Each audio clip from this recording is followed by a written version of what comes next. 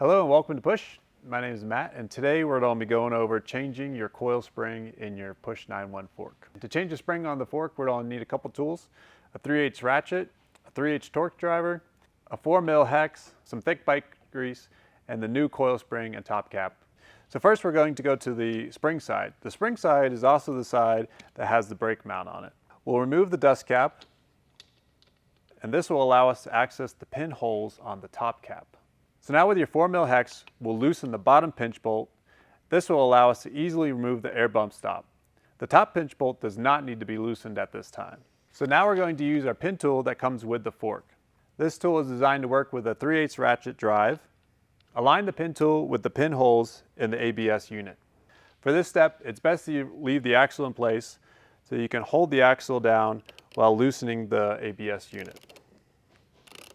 Once the air bump stop unit is loosened, we can pull the full air bump stop out, set it aside. We can pull out the spring top cap and the spring. Next, we'll put a very liberal coat of grease on the new spring. This is to help isolate the spring and reduce any noise. With the spring lubed up, now it's time to install it into the fork.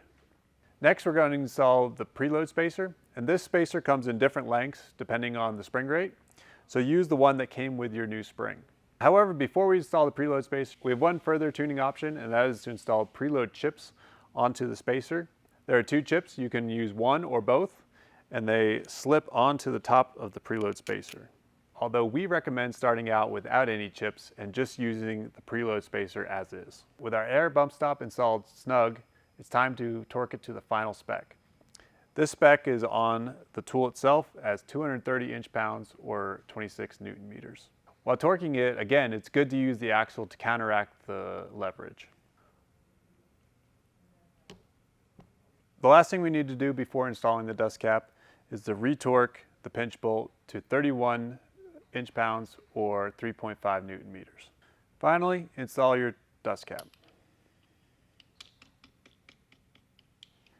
And that wraps up changing the spring rate on the P9.1 fork.